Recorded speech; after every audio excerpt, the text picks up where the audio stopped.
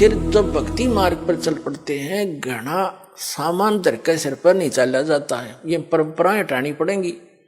और जैसे भगवान रखे न्यो रहना पड़ेगा। जैसे कर का जहर का रंग हो रही हो, कहो कौन तीस खावे राम रंग हो रही हो। अब रंका बंका झोपड़ी में रहते थे, वृद्ध हो गए थे, और क्या करते थे, जंगल से लकड़ी तोड़कर लाते थे, उसको बेचकर अपना खाने जोगा रखकर बाकी गुरुदेव के चरणों में भंडारे में लगा देते थे। एक दिन नामदेव जी गुरुदेव यानी कबीर परमात्मा गुरु रूप में आए हुए थे, उनसे कहने लगे, गुरुदेव आपके दो तीन भक्त हैं, कितने निर्धन हैं, इनको कुछ धन दे दो, इनका टाइम भी पास हो जा, भक्ति भी घनी कर ले। अब परमात्मा ने सोचा कि नामदेव तो बालक है, कति श्रद्धा बतेरी है, पर इसमें विवेक बना नहीं। अरे भक्ति करें और ये कौन से बर्तन बनाओ हैं। वहां से लकड़ी तोड़ी, वहां तक लकड़ी तोड़ने जाते हैं तो मंत्र करते जाते हैं, लकड़ी तोड़ के सिर पर धरी मंत्र करते आते हैं। भक्ति मत बाधा है नहीं। और लेकिन नामदेव जी की उस समय समाज की सोच घड़ी थी, उस बच्चे को भी सेट करना था अपने को। तो परमात्मा ने कहा भी ठीक है, चल धन दे देता हूं, पर मैंने कोशिश बहुत करी है भाई, ये रखते नहीं धन ने, मैं देता हूं, ये सारा दान कर देते हैं। न बोला जी ना दान दो, पैसे दो, बोला ये लेते नहीं और ना मांगते कभी मेरे तय। पर रामदेव ने कहा जी आप तो बिन मांगे भी दे देते हो। अक भाई दे तो दूंगा, पर ये लेते नहीं मेरे से। अब नामदेव जी के गला उतरा नहीं, भाई इतने दुखी हो रहे, क्यों ना लेंगे पैसा, तो ले ही लेंगे ये। कबीर साहब बोले, परमात्मा बोले गुरुदेव रूप में कि अच्छा भाई आज इनको वो पैसे देते हैं। गहने ले लिए, गहने आभूषण सोने के चांदी के अच्छे 2-3 किलो एक थैले में लेके नामदेव और गुरुदेव दोनों उस रास्ते में खड़े हो गए, झाड़ के आड़ में ओट में, जिससे वो दोनों रंका और बंका लकड़ी तोड़कर लाते थे। अब रंका तो आगे चल रहा था, बंका थोड़ी पीछे रह गई थी। थोड़ी फैसला था अपने सफर में थोड़ा बहुत, यानी 100-200 फुट का। तो उससे परमात्मा ने क्या किया कि जिस रास्ते से वो आ रहे थे वहां पर वो आभूषण डाल दिए, और उस झाड़ के पीछे जाकर दोनों छुप गए। अब आगे आ रहा था रंका, उसने देखा गहने पड़े हैं, और औरत जो है गहनों को देखकर लालच में आ जाती है, कहीं बंका अपने कर्म ना बिगाड़ ले। उसने पैर के साथ उस पर मिट्टी डालनी शुरू कर दी, सिर पर लकड़ी थी, पैर से रेता डालना शुरू कर दिया। अब बंका ने देखा मेरे पति रुक कैसे गए, कोई पैर में क्या हो गया इनको। उन्हें ध्यान से देखा, ये तो आभूषणों पर मिट्टी डाल रहा है। वह भी समझ गई इस बात ने। वो कहने लगी कि चलो चलो आगे, क्यों मिट्टी पर मिट्टी डाल रहे हो, आगे चलो। अब दोनों छोड़कर आगे चले गए अपना। तो परमात्मा बोले नामदेव देख लिया तने, ना लेते मैं क्या करूं भाई। अपने आत्माओं एक दिन क्या हुआ, सत्संग चल रहा था, गुरुदेव सत्संग फरमा रहे थे, और रंका और बंका दोनों पति पत्नी सत्संग में विद्यमान थे, चर्चा चल रही थी। अकेली लड़की घर पे थी, झोंपड़ी में बाहर बैठी थी चारपाई पे वृक्ष के नीचे। झोंपड़ी में आग लगी, सारे कपड़े वपड़े वो सारे जल गए।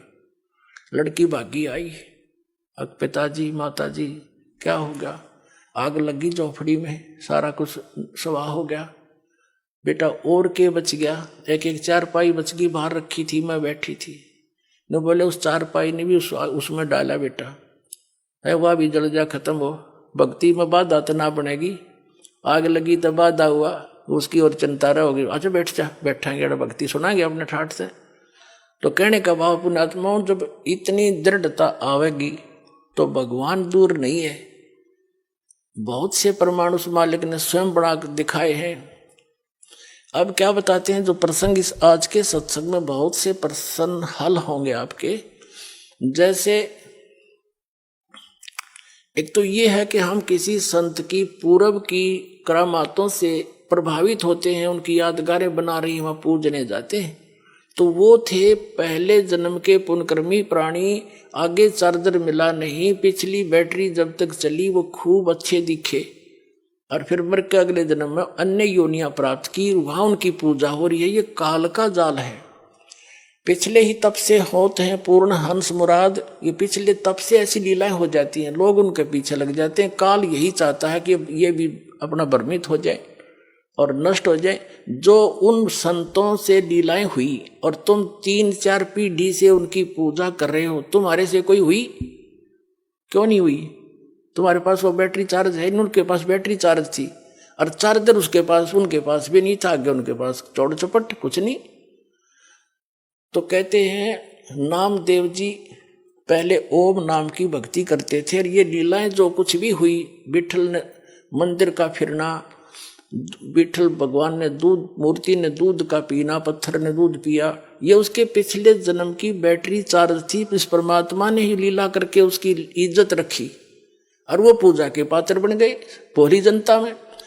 तो परमात्मा ने उसको समझाया कि अब इस मंत्र से, ओम से तेरा कल्याण नहीं होगा, सिद्धियां अवश्य आ जाती हैं, और ये भी तेरे पूर्व जन्म की है, अब वाली तो तुझे आगे मिलेंगी जो तू कर रहा है। और हम जो बताएंगे साधना, वो मंत्र ऐसा ट्रीटमेंट है, अनावश्यक वस्तु आपके कर्मों को काट के और सीमित बना कर रखेगा, आपको भक्त बना के रखेगा, उससे मुक्त होगा।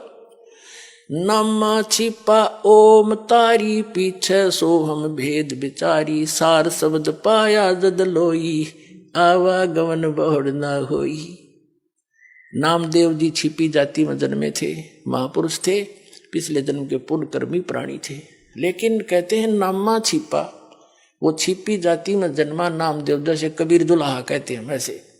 नामा छिपा ओम तारी, ओम के अंदर रंगा हुआ था, उसकी लो ला रहा था, तारी माने उसमें लो लग रही थी। और पीछे सोहम भेद बिचारी, पाछे परमात्मा ने बताया कि इससे बात नहीं बनेगी, एक मंत्र और है, इस दोनों मिलकर फिर ये सतनाम बनेगा। जब ये गजब का काम करेंगे, जब नामदेव जी ने वो सतनाम बना के दिया, भगवान तो देते थे, उस तरह उसका जाप किया, और फिर कहते हैं उससे भी बात नहीं बनती, केवल सतनाम से भी। नामा छिपा ओम तारी, पीछे सोहम भेद बिचारी, सार शब्द पाया जद लोई, आवागमन बहुर ना होई।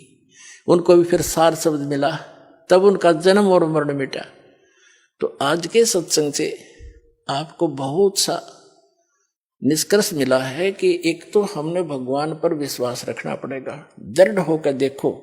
भगत ने सीमित वस्तुओं की आवश्यकता है, बकवादों की नहीं। और जब हम परमात्मा की शरण में आते हैं तो उसको अपने बच्चे की पूरी जानकारी होती है, इसको क्या आवश्यकता। जैसे आप रोगी हो जन्म और मरण के रोग के, और ये बरवाला हॉस्पिटल उस रोग के काटन का, आप इस दास के ट्रीटमेंट में आगे गौड़ कबीर गिवन या ट्रीटमेंट है जो दास आपको देता, तो वही दिया करते थे। तो डॉक्टर के पास ऑपरेशन में जब होता है, ऑपरेशन थिएटर में या ट्रीटमेंट में, डॉक्टर ही बताता है ऐसे करना, ऐसे ना करना। तो और फिर मरीज अपनी चलाता है, तो उसने मरना है फिर मर। कबीर साहब कहते हैं औखद खावे पत्थर है, और तब होवे उपचार, यानी औखद औषधि ले और पत्थर है, यानी वो ऐसी चीज नहीं खावे, यानी जो मना कर रखे खाने के लिए वो वस्तुएं नहीं खावे, और पत्थर है यानी परहेज रखे, और तब उसका ट्रीटमेंट होगा। और फिर डॉक्टर को क्या पता नहीं इसको किस चीज की आवश्यकता है, 1 मिनट में इंजेक्शन लाओगा और सारी रिकवरी कर देगा। तो आपको जब आप इस परमात्मा की शरण में आ गए, तो आप जी ने फिर ये चिंता, ठीक है अपना दुख तो बता सकते हो, मुझे ये तकलीफ है, डॉक्टर को बताना तो पड़ता है, फिर काम उसका है, उसको कैसे ठीक करना है। अब कौन से को पहले करना है। जैसे कोई एक्सीडेंट हो गया बालक, और उसका टांग टूट गई, और एक जगह से ब्लड घड़ा पर गिर रहा है, अब ब्लड निकलने का दर्द तो है नहीं, और टांग की टूटे हुए का घना दर्द चल रहा है, मर गया, हाय मर गया।